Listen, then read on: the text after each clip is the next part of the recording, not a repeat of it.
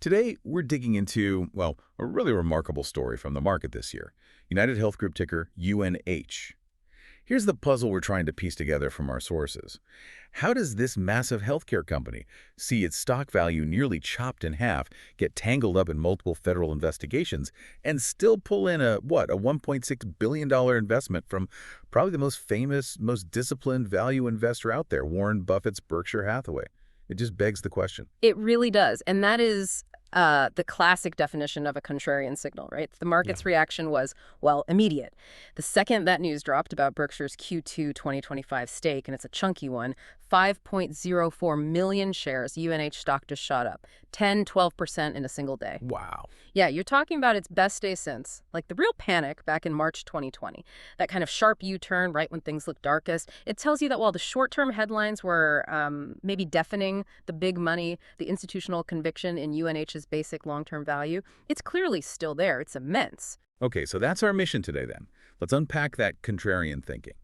Is this bet on UnitedHealth a smart buy into an undervalued fortress, like a really solid business on sale? Or is it maybe a value trap? Are there deeper systemic problems hiding beneath the surface? All right, let's rewind a bit. Why did UNH stock get hammered so badly in the first place? What actually created this opposite opportunity? Well, the collapse really came from a perfect storm, didn't it? Just a nasty convergence of bad news hitting all through 2025. Honestly, that near 50% drop before Berkshire's investment was announced, you could argue it was warranted based purely on the immediate problems they were facing. And the scariest problem, the one grabbing all the headlines, I imagine, was the legal stuff, the regulatory risk. Yeah, that remains the biggest sort of operational cloud hanging over them, these ongoing Department of Justice investigations. The sources point to two big ones. First, there's a really broad antitrust review looking at Optum, that's their services arm, and its relentless buying up of doctor groups. Okay, so that hits their core strategy. Right at the heart of their vertical integration model, yeah. And second, there's a separate fraud investigation looking into their Medicare Advantage billing. Fraud investigation. That sounds serious. What's the specific issue there? It is serious. Specifically, the DOJ is looking into something called upcoding, which, for listeners, is basically billing the government as if you're treating patients who are sicker than they actually are. See, if you assign a higher risk score to a Medicare Advantage patient, the company gets a bigger payment from the government. The DOJ wants to know if UNH improperly inflated those scores to get more money. Okay, so you've got this kind of existential legal risk looming over Optum, the high-growth engine. But usually, regulatory fear alone doesn't just cut a stock in half, does it? The market probably needed a financial shock at the same time.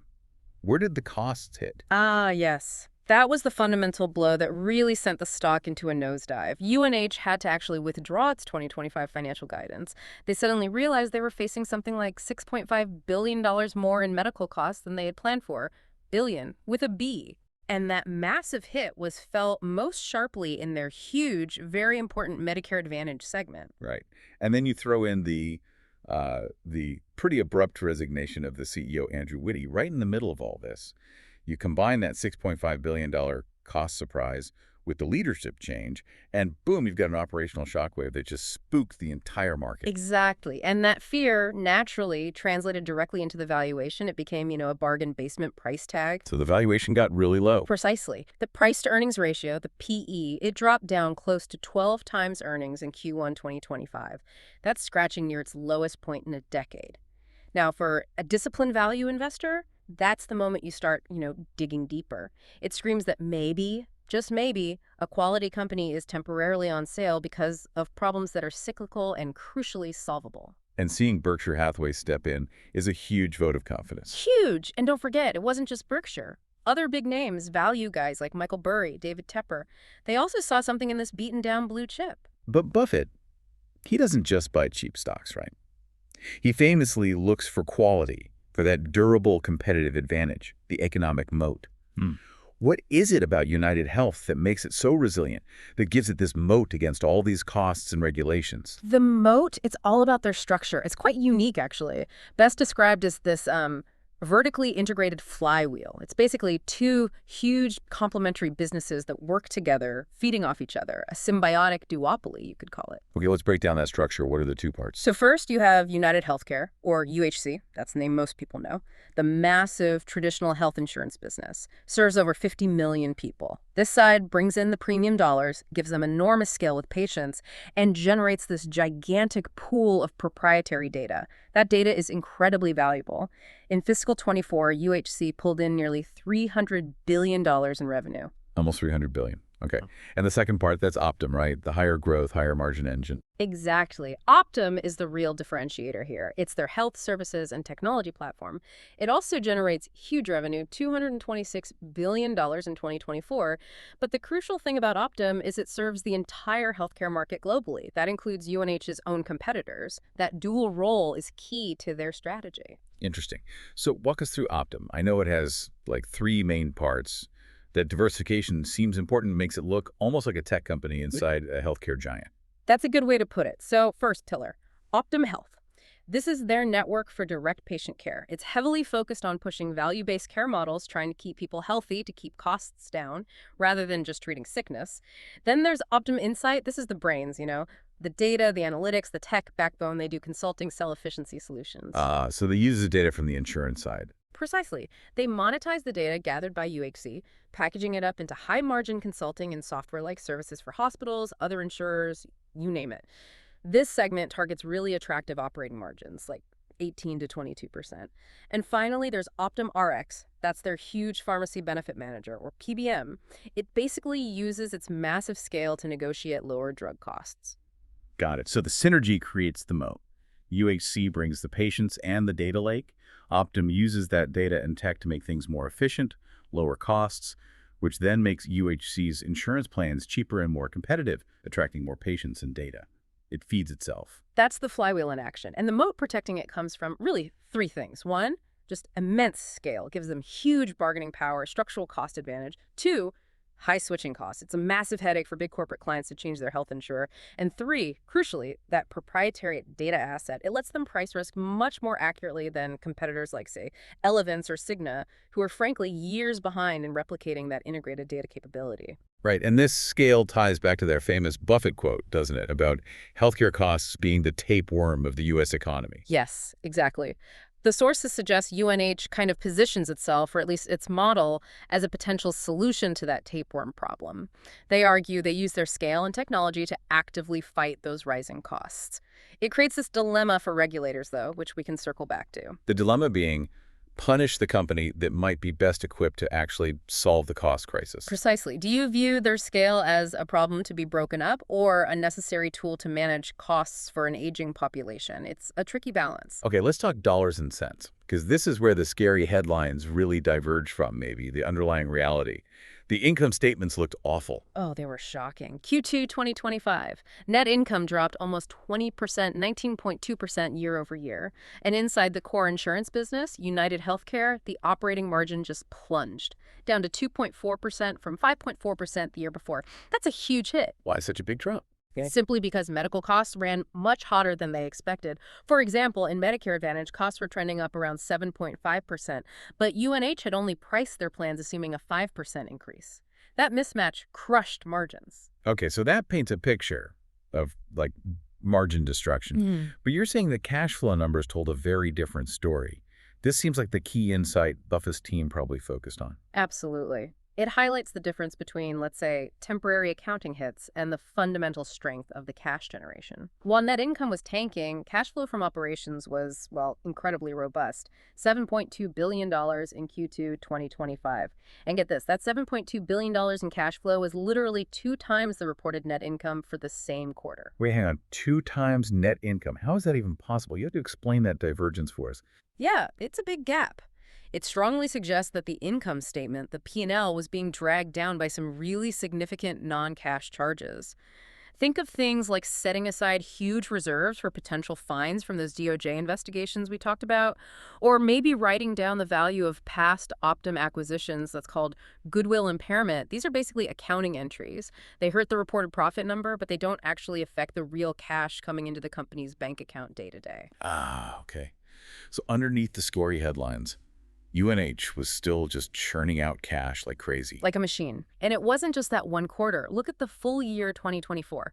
Cash flow was $24.2 billion. That was 1.6 times the reported net income for the year. That kind of cash resilience is a massive safety net, a sign of real underlying business health. That makes sense. High-quality earnings, as they say. Definitely. And on top of that, their balance sheet looked okay. The debt-to-equity ratio was manageable, around 0.84. Plus, they even signaled confidence publicly by increasing their quarterly dividend by 5% back in June, right in the middle of the turmoil. That cash quality, that underlying resilience, that's the financial bedrock Berkshire likely saw. Okay, let's pivot to the future then. What are the catalysts that could drive a recovery? What's the bull case here that justifies Berkshire making such a big bet? Well, the first and maybe simplest catalyst is just repricing. Management isn't just sitting there watching margins burn. They've been very clear. They expect to get back to earnings growth in 2026.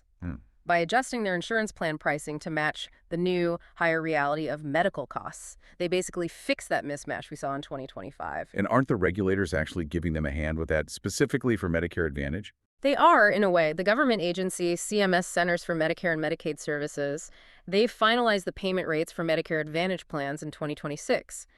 And the projection is for an average payment increase of just over 5%, maybe even over 7% when you factor in some technical adjustments for patient risk scores. So that gives UNH a clear, government-approved path to rebuild those margins that got squeezed so badly. Right, so while the insurance side, UHC, focuses on fixing margins, Optum is still pushing forward with its own growth plans. Exactly. Optum, particularly Optum Health, is aiming for double-digit revenue growth, and they're targeting operating margins in the 8 to 10% range. How? By shifting more and more patients into those value-based care models we talked about, the ones designed for efficiency and better long-term margins. That diversification helps a lot. Even if insurance is volatile, the services side, Optum provides a steady, growing source of profit. Makes sense. Now we have to talk about the risks. Nothing's guaranteed. What's the bear case? What could still go wrong and derail this billion-dollar bet by Berkshire? The biggest risk, without a doubt, remains regulatory uncertainty. That DOJ situation is the big one. A really negative outcome there. That's the potential black swan. If it severely restricts Optum's ability to make future acquisitions, which is core to their strategy, or forces them into costly changes to how they operate, that would hurt badly. Okay, regulatory risk number one. What else? The other major risk is that the cost pressures aren't just temporary or cyclical. What if they're structural and actually accelerating? So the cost acceleration risk. Right. That's the fundamental debate. You've got an aging population, expensive new drugs and technologies hitting the market. What if those trends push medical costs up faster than UNH can react, faster than they can reprice plans or negotiate better deals? If that happens, the margin pressure we saw in 2025 might not be a blip. It could become a longer-term problem. Now, the sources do note UNH is already planning for costs to jump significantly in 2026, pricing for maybe close to 10% acceleration in MA costs, so they are taking it seriously. So the takeaway for you, the listener, seems to be that while the Berkshire investment is a really strong signal, a high-quality data point, you still need to watch these key variables yourself. Absolutely. It's powerful validation for sure. But you have to keep an eye on any news from the DOJ, watch those medical cost trends very closely, and track whether Optum is actually hitting its own growth and margin targets.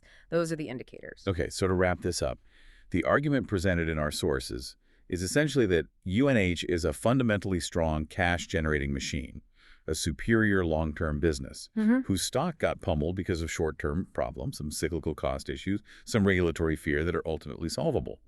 Berkshire Hathaway saw that temporary dislocation and said, okay, great company, bargain price. We're in.